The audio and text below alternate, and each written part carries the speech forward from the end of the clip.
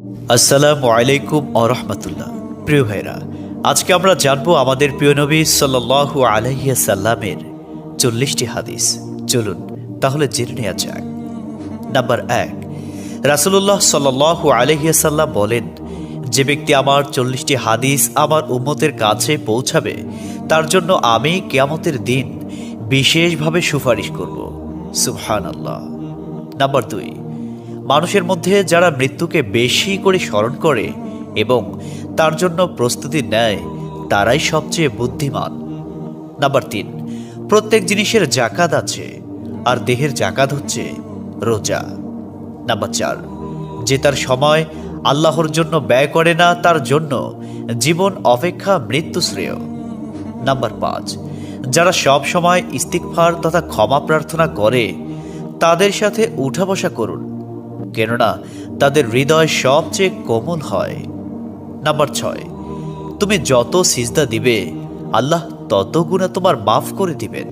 সুবহানাল্লাহ।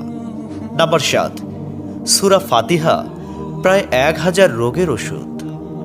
নাম্বার 8, হাতের তালুতে জ্বলন্ত আগুনের কয়লা রাখলে যেমন কষ্ট হবে তার চেয়ে বেশি কষ্ট হবে শেষ জামানায় ঈমান রাখতে। নাম্বার 9, রোজাদারদের জন্য প্রতিদিন জান্নাতকে সুসজ্জিত করা হয়। সুবহানাল্লাহ। নাম্বার 10, রাসূল সাল্লাল্লাহু আলাইহি ওয়াসাল্লাম বলেছেন, কিয়ামতের দিন সব নবীর চেয়ে আমার উম্মতের সংখ্যা বেশি হবে এবং আমি সর্বপ্রথম জান্নাতের দরজা খুলব। সহিহ মুসলিম, হাদিস নম্বর 196। 11, যে ব্যক্তি রোজা রাখা অবস্থায় মারা যাবে আল্লাহ তাকে কিয়ামত পর্যন্ত সকল রোজার সওয়াব দান করবেন। সুবহানাল্লাহ। নাম্বার 12, যে ব্যক্তি ফজরের নামাজ আদায় করল সে আল্লাহর হিফাজতে চলে গেল।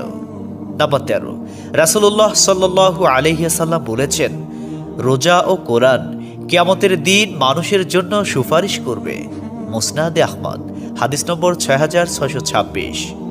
14, নবীজি বলেছেন, রোজাদারদের জন্য সবচেয়ে বড় খুশির সংবাদ হলো হাসরের মাঠে আল্লাহ সবার আগে রোজাদারদের সাথে সাক্ষাৎ করবেন। সুবহানাল্লাহি ওয়া বিহামদিহি। 15, যখন রমজান আসে তখন জান্নাতের দরজাসমূহ খুলে দেওয়া হয়। 16, রাসূলুল্লাহ সাল্লাল্লাহু আলাইহি ওয়াসাল্লাম বলেন, যখন কোনো বান্দা আল্লাহর দিকে দুটি হাত উঠায় তখন তিনি তা ব্যর্থ বা শূন্যভাবে ফিরিয়ে দেন না। তিরমিজি, হাদিস নম্বর 502। 17, হযরত মুহাম্মদ সাল্লাল্লাহু আলাইহি ওয়াসাল্লাম বলেছেন, একটি খেজুরের অর্ধেক হলেও দান করে জাহান্নামের শাস্তি হতে নিজেকে হেফাজত করো।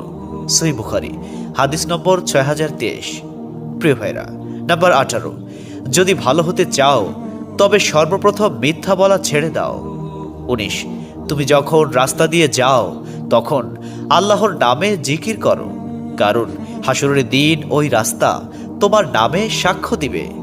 20, তোমরা সব সময় উজু করো, কারণ কিয়ামতের দিন যারা উজুকারী তাদের হাত পা উজ্জ্বল থাকবে।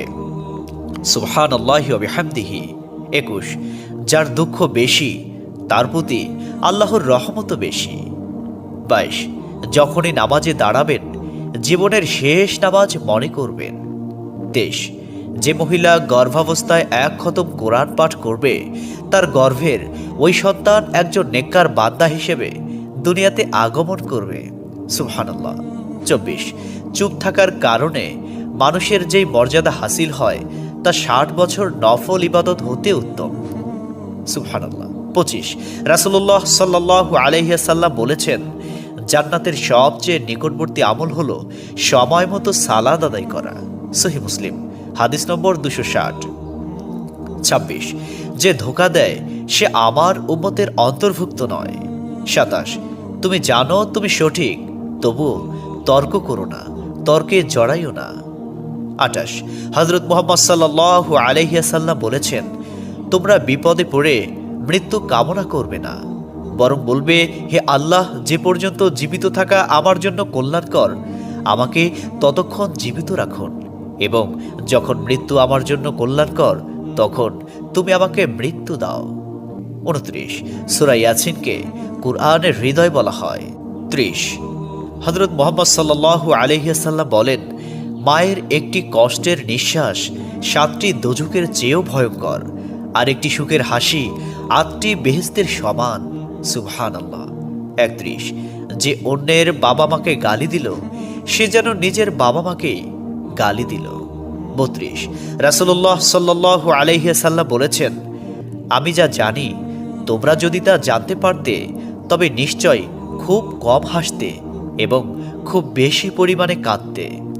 30, মানুষ যদি মৃত ব্যক্তির আর্তনাদ দেখত এবং শুনতে পেত, তাহলে মানুষ মৃত ব্যক্তির জন্য কান্না না করে নিজের জন্য কাঁদত। 34, মহানবী সাল্লাল্লাহু আলাইহি ওয়াসাল্লাম বলেছেন, সূরা ফাতিহা তোমরা ধীরে ধীরে পাঠ করো, কারণ মহান আল্লাহ নিজে তার জবাব দেন। সুবহানাল্লাহ। হাদিস সূত্র মুসলিম 910। 35, রাসূলুল্লাহ সাল্লাল্লাহু আলাইহি ওয়াসাল্লাম বলেছেন, কিয়ামতের দিন যে জিনিসটি মুমিনদের পাল্লায় ভারী হবে সেটি হচ্ছে সুন্দর চরিত্র, আখলাক। আবু দাউদ হাদিস নম্বর 4101। 36, কবরের ভিতরের প্রথম চাপ পৃথিবীর সকল কষ্টকে হার মানিয়ে দেবে। 37, হযরত মুহাম্মদ সাল্লাল্লাহু আলাইহি ওয়াসাল্লাম বলেন, যে ব্যক্তির অন্তরে এক সরিষা দানা পরিমাণ অহংকার থাকবে সে জান্নাতে প্রবেশ করতে পারবে না। সহিহ মুসলিম হাদিস নম্বর 91। 38, কিয়ামতের দিন ওই ব্যক্তির জন্য সুপারিশ করা হবে যে প্রচুর শীত উপেক্ষা করেও ফজরের নামাজ আদায় করল। 39, নিশ্চয় মহান আল্লাহ নম্র, তিনি নম্রতাকে পছন্দ করেন। তিনি নম্র স্বভাবের লোকদেরকে যা দান করেন তা কঠিন স্বভাবের লোকদের দান করেন না। আবু দাউদ হাদিস নম্বর 4807।